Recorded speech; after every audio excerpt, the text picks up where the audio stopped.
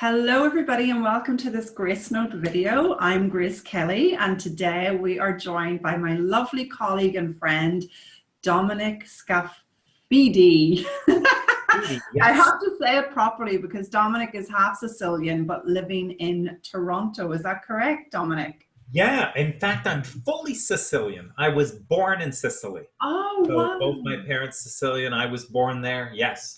Oh, there you go. So we're going to have a lot of fire and heat and spiciness in this You know conversation it. today. I'm here based in Puglia, Italy, as many of you know, and so it's just a real joy to be joined with Dominic today, who I met back in 2016 when I was apprenticing with Michael Neal, and Dominic and I met on Super Coach Academy that year. So we hit it off right away because we both had an interest in the spiritual, but also in the form and the style, as I call it, in life. And so we've been on this journey sort of simultaneously of following that spiritual knowing, but also allowing that stylish form, human piece of ourselves to manifest in the outer world. So, Dominic, one of the reasons I wanted you to come on today live with my audience as they hear this interview is because there is this element of really, people becoming spiritual and going on a spiritual journey and then ending up broke or ending up thinking that they can't have what their desires are because that's not spiritual or that's not, let's say, the thing to do. Can we open up with you speaking to what you see about that, or what you've got to say to that? Yeah. I think that the thing for me about is that I don't see a separation. Well, there is a spiritual formless aspect to who we are that is manifesting. So it is expressing itself and we are experiencing it. And expressing itself through our business, through the things that we're doing in life, which we're then experiencing. So there isn't anything separate. So it's not like, some people think, oh, well, this thing isn't working and I should kind of forget my business and get more spiritual so I can be happy. And well, there aren't two parts of you. It's all one thing. And when you look at it and address it, it is going to be addressing one thing, right? And I think the other thing about that is, to some degree, it doesn't matter which you address. Some of my clients come to me and they are all about the form. This is going on in my business. That I want more money, whatever it is, all about the form. I'm happy to talk about that. They are only one person. It is all happening together. And so as we address anything, we are addressing all of it. So we don't have to think that that's what's wrong with me, is because I keep focused around these things and the money and my business, and I really should be thinking bigger, or in a more noble way. And Mhm. it's like, well, there is no such thing. It's all the same thing. So it's all the same thing expressing itself. So Yeah, I yeah. love that. I love that. And Dominic, you're an executive coach and you work with lots of clients. And initially you had a career where you were more in a steady sort of 9 to 5 comfort zone salary. So tell us a bit about, how did you break free of that and really allow yourself to move into this coaching world that you're very successful in? Yeah. Well, you're right. I mean, it's been 10 years, 11, that I'm self-employed as an executive coach. And prior to that, it was a 20-year corporate career. So I Mhm. was in large organizations. Originally started in sales, but then I moved into human resources and, sort of like more of an interest in the people side of results and performance and all of that, because that's kind of HR. And the last corporate role that I held was I was VP of HR in a very large organization. Sorry, in a very large organization, and so when I got left the corporate world, it kind of went from, you know, this executive role. I had a company car and, you know, stock options and that kind of thing, and then ended up in a place of you know, complete self-employment. So went from all of that into a zero, right? In terms Right. of, right, I Yeah. have to earn my own income and all of that stuff, and so very quickly my business replaced you know, that executive position, and I have to say that the way I did it is probably unusual. I describe, because people will ask me, is like, how do you build business, or how did you do? And I very much, you know, that in terms of in my background in teaching, around the same time I came across the teachings of Abraham Hicks. And so really in the creation of my business and how it was effortless, attracted, arising in a way that was not traditional. I guess is the way that would be. Yeah, and that's what I love about you as well, is, you know, it's not been about building a business through Facebook advertising and, you know, hardcore marketing tactics. Like, you have what I describe to my audience as that spiritual marketing touch, where, you know, your sort of your marketing is being done through you and for you. Now, tell us a bit about this, because, you know, this is where I heard you write and talk about overflowing abundance. Yeah. Okay, so talk to us a little bit about overflowing abundance, because many of the people listening, Dominic, you know, they might have some abundance, they might touch on abundance sometimes. There can be, in the entrepreneurial and coaching community, a lot of last minute manifesting of abundance. But tell us what you came to realize and see and understand about overflowing abundance. Yeah, that is really good. That's been an inquiry or an interest or something for me that's gone, you know, for years. It was somewhere in my late 20s that I first articulated this idea or term, possibility, overflowing abundance. And, you know, there's a quote that says that kind of says it. It says, where we don't create abundance, it's like we interfere with it. It's like that's what we're doing. We don't create abundance. Abundance is already there, right? So there's something in that quote that sort of gets at this. But the reality or existence which we are in is one of overflowing abundance. And what I mean by that is, you can pick anything that, you know, you say, well, I like to read. Well, if we looked at just that, you are in overflowing abundance in terms of, if you are someone who likes to read, there are, and you want to get this, there are more books, more blog posts, more everything. It's in an it isn't just that there is an abundance of it, but the distinction of overflowing abundance is there is far more than you will ever be able to enjoy. And you can look at that in any area. You're someone who you appreciate relationships and making close friends and having deep conversations. Well, you exist in a reality of overflowing abundance. There are more opportunities and more people and more potential topics you could talk about than you will ever in your lifetime be able to exhaust. So there's just far more there. You're a coach and you have something that you want to contribute to the world.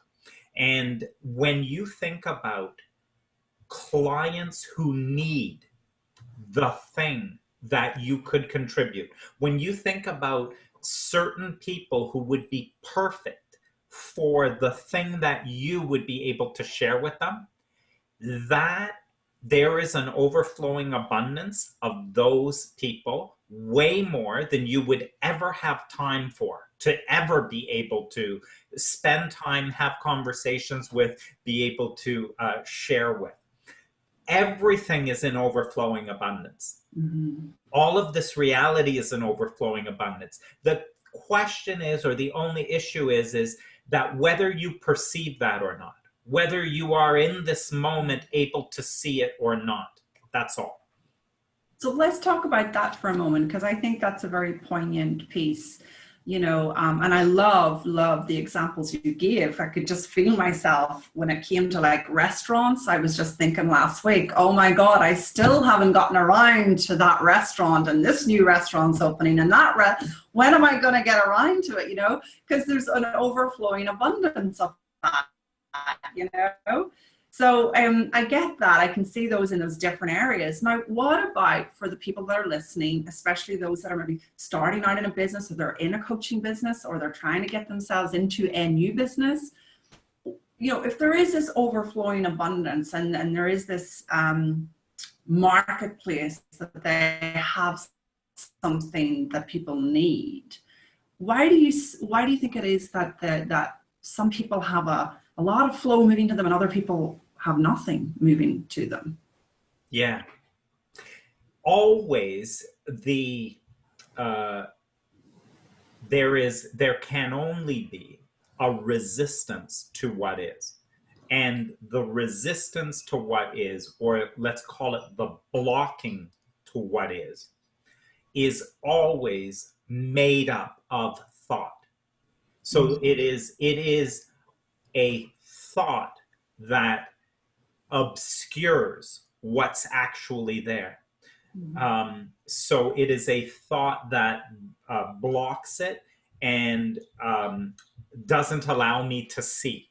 And so it's interesting, because the only thing for us to overcome ever in any of this is to allow that kind of thought or obscuring is to pass, because it will, right? So it's to allow it to pass. How do you allow it to pass? Well, one thing is you can't be insisting on it. So in other words, but you don't understand. I've been trying for 2 years to find clients. You don't understand. My money situation has been this way for a long time. And so what you're about to say next is some thought that you've been practicing for a long time, that you are insisting upon and unwilling to let go of, to consider that maybe what's sitting here is something that was always sitting here, that you're just unable to see as it's obscured through that thinking. Mm-hmm. That's awesome, Dominic. You know, and it brings me back to like our own exploration a few years ago. You know, you and I were sitting, I don't know if you remember, but we were sitting in a deli in New York, and I had never been in a deli, and you insisted very kindly, I'm taking you to lunch, Grace, in this deli, and you're going to try this particular type of food. And my God, it was incredible. And we had this wonderful conversation just around what you're sharing, you know, just around our thinking and our thoughts. And we'd been in this exploration around thought for a few days prior, you know, but something you said in that conversation really helped me to see more deeply that it is our thinking, and only our thinking, and what freedom we get realizing it's thought that gets in the way or gets kind of obscured. And that happens to be the one thing that I mostly work with clients on, is that insecure thought, you know, those insecure, worried thoughts that people get stuck in the whole time. So of course there's an understanding out there, Dominic, that, well, you know, if it's my thinking and I don't know that it's my thinking, then what do I do? Hmm. So what have you got to say to that? Yeah. Well, the thing about thinking is, on the one hand, we can dismiss it as saying, "Oh, that's just thought. That's just thought," because really, thinking is unsubstantial, right? Like, what is it? Well, it's not solid. It's not like a brick wall, right? Where you say, how am I ever going to get to the other side, because there's this big wall here, right? Well, and then when we say, hang on a second, but it isn't a brick wall, it's thought. So thought is made of nothing, right? So on the one hand, people would look and say, well, that's nothing in terms of actually blocking you. However, the other thing I'm going to say is thought is also the creative power of the universe. It is thought is the creator of everything, right? Everything in your reality is created via thought. So on one side, we say it's just thought. And on the other side, we're saying it is the most powerful. It is, let's say, the only creator in the universe, because your experience and your reality is completely, entirely made up of thought. It's all constructed of thought. So the powerful part about it is that when you are facing something you're stuck on, it's both things. It is both not substantial, and it can change in an instant, because when thought changes, it can change. But on the other hand, what you are facing is reality for you. So it is reality. And so now you say, well, I know it's not easy. It's not easy to earn money. You can't find clients who are willing to pay certain amounts. Listen, I've been around for so long, this many months I've been trying, or this many years. It isn't like it's hard. You got to work at it, whatever. So there has been a lot of thinking that has created this reality. It isn't non-valid. That is actually the truth for you. You're not making it up. It's literally true. And what the part we're not seeing is, it's literally true in the way that I have made it up. And I've made it up that way, and it has come back to me in an experience. So you don't just, talk to someone and they instantly want to work with you. You first of all, you can't even find them. You got to go through all kinds of hoops. You're going to have to make sure your website is SEO, and you got to use Facebook. You got to do a bunch of stuff. It's not simple, right? So there is a whole descriptor of a reality, which in fact comes back to you as that way. Of course. It is that way. And so, you'll learn things, and then, you do things so that you can make it all work in the construction that you've done. But you're not seeing that you've done the construction of it. Right. Then you get a coach and you say, okay, what do I do? Because I'm kind of stuck. I can't seem to get the, thing. Well, one of the values of a coach is, they're not you. This is a huge value of a coach, right? It's because they're not you, you go blah, blah, blah, and they do not have those thoughts. So they listen to you talk, and all they hear is a story. So they just hear a story, right? And respectfully, they get that, you see the story. You're living in the story, but the coach sits back and is like listening, and is like, wow, that is one heck of a story. No wonder it's so hard. I'd find it hard if I was in that story. So now to be fair. The coach has their own stories. Like the coach has their own stories, their own limitations. But when they're working with you, and this is the value we all have. I know a lot of your audience are coaches too.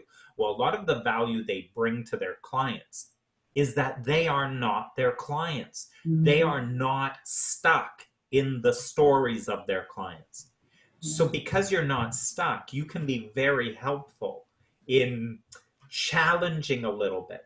Sort of like challenging a thought and perspective that they see as real, but you don't, because you know it's a story.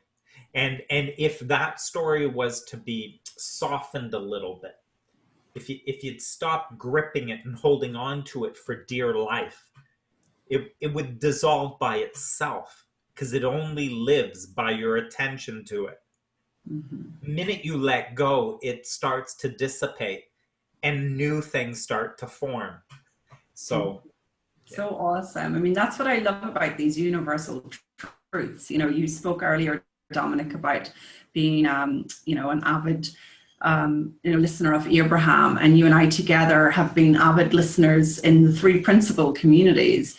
You know, and it's also just like, it's just reminding me of like truth is everywhere. And it's, you know, it's down into this very beautiful piece that you've just shared about the fact that if we're giving this attention, if we're giving the story attention, then that's going to be our reality. But here's a question for you, because this used to come up for me, certainly when I was looking at what they call the law of attraction and that type of thing. Like, what about this idea that we are these creators and we create our reality, and it's our story and our thinking?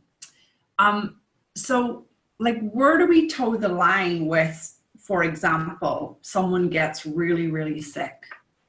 You know, I have found it difficult to kind of say, well, that's them creating that reality. Someone gets really, really, I don't know, whatever sort of disasters start to happen.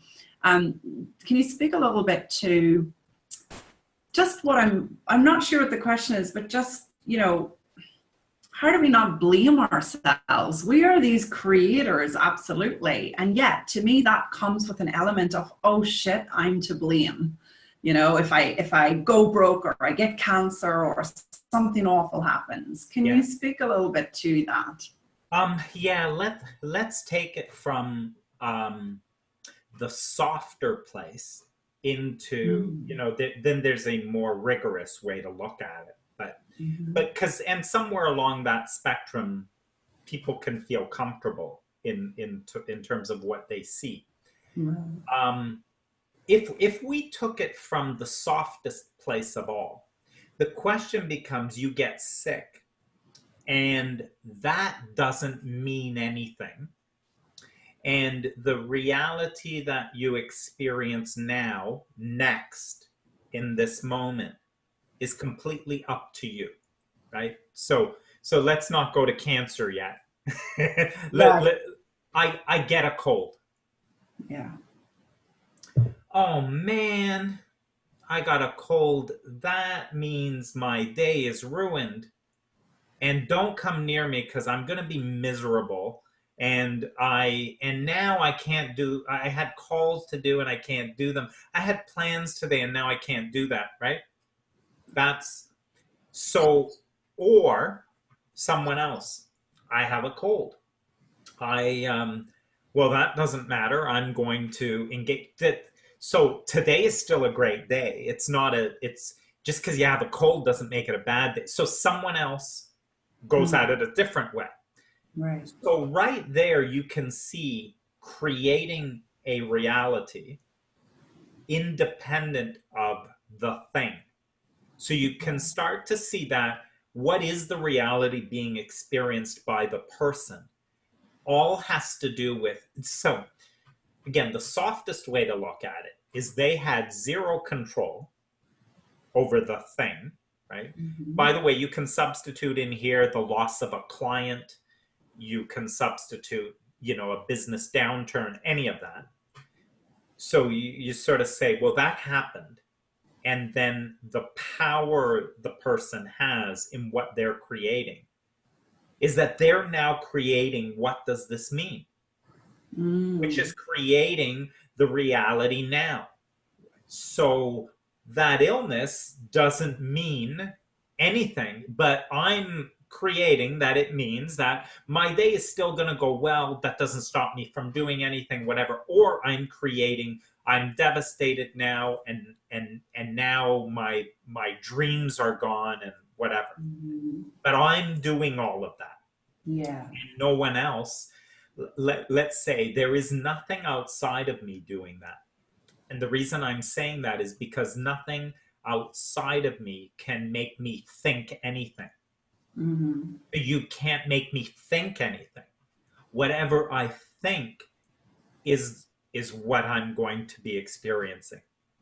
So that was in a more gentle way of saying that something happens. I am creating because of how I respond. Right. The more rigorous you get, and we don't have to jump all the way there, but we know that there are many scientists and doctors, Dr. Bill Pettit, who's big in the Three Principles community. He's often asked, he'll say, if people will ask him things like, well, but my depression it's not my fault. It's what they've done is they've done tests on me, and there are literally chemical imbalances. So how do you say that that's my fault? It's literally chemical imbalances in my body. So and Dr. Bill Pettit says, well, it's amazing, with thinking, we do impact physical within ourselves. And so, and you can do, you can even do that here now. I could say to you, imagine I've got a fresh lemon here, and I use a really sharp knife, and I take the lemon and I slice the lemon in half, and it's really juicy. And if you were to open your mouth and we squeeze this lemon into it, now if you just imagine that physically, you will notice chemicals changing within your body. You will start to salivate. So if you can do that simply, just in that imagination, impact yourself physically, it's in that direction that you start to notice how you can get back pain and migraines and other things, how that can happen to somebody. Innocently, they don't realize that they're doing it, but it's out of a continued focus and engagement with thinking that doesn't serve you. Innocently staying with that kind of thinking. Eventually there's like a neck pain, or I can't sleep very well, and my back hurts, and all of this type of stuff. I don't know if that was helpful, but. Oh, absolutely. Yeah. I mean, I love the analogy with the lemon, because I think the listeners can really connect the dots here when we talk about thought creating feeling. That's certainly a great way of sharing. So a couple more questions before we finish, Dominic, but the other one that comes to mind, just in terms of who I've been speaking with this week and listening to this week, and my own client base, is, can you speak to people who they start generating abundance, right? They start actually getting the abundance in, and the flow starts opening up. And then I've seen this happen to people. They go into, well, that's all there is. Like, it can't get better than this. It's not going to get any better than that. Like, I've got my lot, and that's as far as it's going to go. And it's almost like cutting the cap. Like putting the cap on, putting the cork on the bottle. Can you speak to that one, Dominic? Yeah, that's really good. You're pointing to something that it's almost like your mind has expanded to that level, and it's kind of expanded to a level that is believable to you, and then you are not willing to be open to the possibility of more than that, right? It's like, what are you talking about? My parents never had this. I mean, you don't know, like, what I built is kind of, it's amazing I've even built it, and how would I ever do more, right? So the ceiling, again, the ceiling, the limit is all by thought. And you know, I have that in my business. For example, you will, again, if you look at you and I, right? If you were coaching me, you would see so many limitations in the way my thinking is, right? Because I've built a business that works a particular way and all of that. Now, very different than you. You've got a business that you've built online. People come to you from all over. You do programs, things like that. My business is mostly one-to-one coaching. It's done, you know, and every client sort of comes to me in a particular way. A lot of it is also in corporate and all that. So I would be saying, oh boy, you know, I wonder how you do products, or imagine having something on a website that people could just click and buy, and it just sort of gets money coming in. Boy, that's magic. I wonder how that even happens. Or you're sitting at home, and then people are clicking and wanting to, and they're just showing up, and you don't even know how they showed up because somehow they've come through. And you'd be saying, what are you talking about? There's nothing magic about it.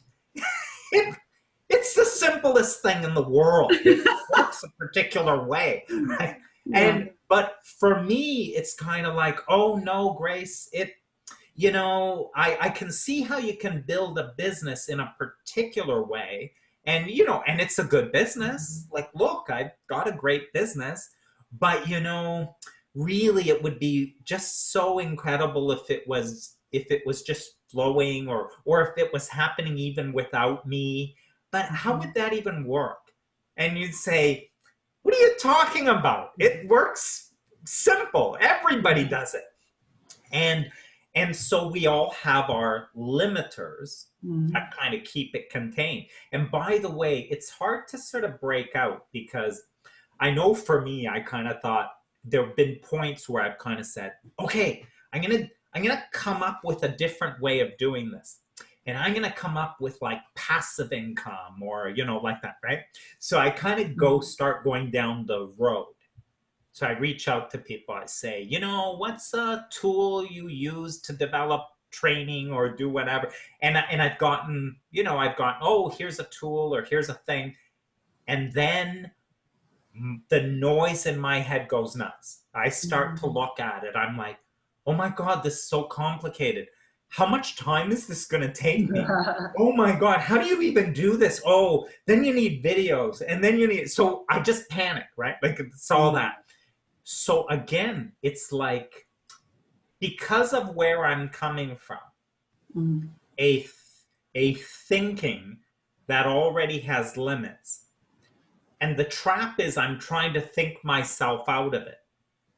You see what I mean? I've got a limit I know is true. And then I'm trying to, from this thinking, think myself out of it. Right. Come up with the ways. Yeah. All of it is hard. All of it is, you know, I could, and I've done it. I could waste money, spend time, all of it arriving at nothing. I'll buy this tool, get that subscription, do all, but again, from this thinking of how hard this is. Ending up with nothing but wasted time. So the trap is, we think we can act our way out of it, think our way, act our way out of it, just do these 5 simple steps, etc. Right. But it all keeps reinforcing the limited thinking. It's a little tricky, but we're actually solidifying the ceiling that we've got on things. Yeah, it brings that quote to mind. I think it was Einstein when he said, you know, something about trying to find a solution with the same mind that created the problem in the first place, you know. And so many of the listeners will connect with what you're sharing, Dominic. You know, that they've gone down the rabbit hole of using the insecure mind to try and get to a business or an achievement or a financial goal. So I love what you're sharing here, because it's so applicable to what, you know, the overall conversation is about. To finish then, I guess my question would be, given that these people are listening and they're hearing now more about this thinking stuff, what do you do then when you're in that position where your thinking is the limitation, but you do have that desire, let's say in your case, to branch out into an expansion of your business that creates it in such a way that you're making money while you're sleeping. Like, how do you get through that, knowing that it's thought? Yeah. So this is where having an understanding of a few simple things in all of that is helpful. So I have really sort of distinguished or developed some sensitivity to when is my thinking helping and serving me, and when is it something that I am better off not being very interested in. Yeah. So like that, and it's always in the feeling. So the feeling, you are always feeling really whatever thought is happening right now is felt by you. Now, Abraham does a great distinction of this. They say thought is the creator. So it is thought that creates, but you do feel thought. So what you think you will feel. Thought is the creator, but feeling is the indicator of the direction of your creation. Feeling indicates the direction of your creation. So when you are, you as a human being, as someone in this life, are wanting expansion, and the way it shows up is desire. So it shows up as desire. And desire is like some urge or impulse that in other words, it wants more expression for you, which is why you are dissatisfied in the example you gave when you have a business and you say, I built it to this level and that's it. There is no more. That's actually not possible. Until your last breath, and arguably beyond that, you can't ever get to that's it. Life will keep causing you to ask. It will keep causing you to ask for more. In this moment, who you are right now is not all that you are right now. Who you really are is so much more than you have expressed and experienced, and that you are expressing and experiencing right now in this moment. So you look at your business and you say, it is this way. Well, that's the end of that. Like, there's nothing more going to happen. That is not true. Because who you really are has way more than this that it could take it to. And so it's a matter of, but can you be open to that? Can you allow the crystallization of what would more be like? So in your way of thinking so far, this is it. And you know what? It's pretty good. It's better than anybody else has done. And but we're at the end and there's no more really to build. Or I don't see where else it's coming from. Well, can you be open to more? Which is, be gentler about what you're sure of. Be gentler about what you know is true. And sort of be more open to new thinking to arise. Now, you don't have to overdo this, because all you have to do is notice how things feel. So when I think that this is the end and now there's nothing more coming, I actually start getting anxious. I'm a little bit worried because I don't know where something is coming and I don't know what I'm going to do in the new year or something, right? Well, right away, this is telling me, hey, you see that feeling you got? That feeling tells you in which direction you are now creating. Are you creating in the direction of wanted, or are you starting to create what you do not want? Right? Well, what do you expect me to do? I mean, I don't have any more prospects. I don't have anything more. Well, wait a minute. Is that thinking, is what you are starting to give attention to, the perspective you're holding and the thoughts you're having? Well, now I'm starting from scratch because I don't have any more and there's no more programs. There's no, right? That as you stay interested in that way of thinking, the feeling will dial up. It'll get stronger and stronger. I love Abraham says, you know what? Don't overthink this stuff. Abraham says, if there is a vibration or thinking within you that is taking you off in the wrong direction and you don't catch it, Abraham says, don't worry, it'll get worse. Yeah. I love that. Right? Don't worry, it'll get worse. You will not miss it. You will not miss it. You cannot miss this. So the intensity of the feeling increases. And so as long as you are caring about how you feel, and you notice the anxiety, the worry, all of that is starting to get stronger and stronger, some point what it's waking you up to is, look, is this a channel that you want to keep watching on TV? Look at the way you're feeling. Like there's a horror thing there and they're murdering people and all of that. And you're like feeling terrible. And how long do you want to keep watching this? Because if you keep watching it, they put on more programming. They just keep putting more stuff on it. Right? You get more of the same. Yeah. So that's where you sort of practically, what do? The beginning part has to be, you've got to not be interested. You've got to somehow withdraw attention, not be interested. Now, it's difficult to stop thinking about something. How do I stop thinking about something? Well, the good news is you have so much you could think about. You don't need to think about this. So there is so much you could think about that feels better, right? I think you have a dog. You've got beautiful scenery out there in where you live. You could be for a walk. You have so much you could think about that is not that.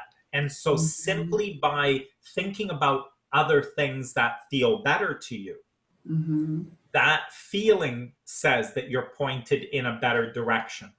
What a lovely shift. What a lovely, simple shift to leave us with, Dominic. I love that. I really love it. So Nice. great conversation. I will ask you if you have one resource or recommendation for us, like what would your number one resource or recommendation be as something to follow up on from this call or hear a little more on? What's touched you? I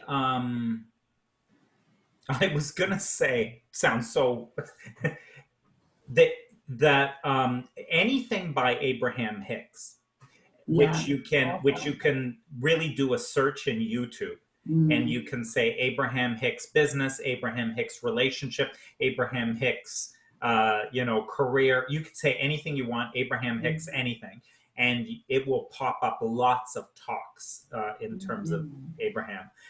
The other thing is that, the one podcast I did, which was on overflowing abundance or creating momentum of abundance, that articulates a lot about this. And then if you're a coach, there's a podcast that was about, from Phil Goddard, the Coaching Life podcast.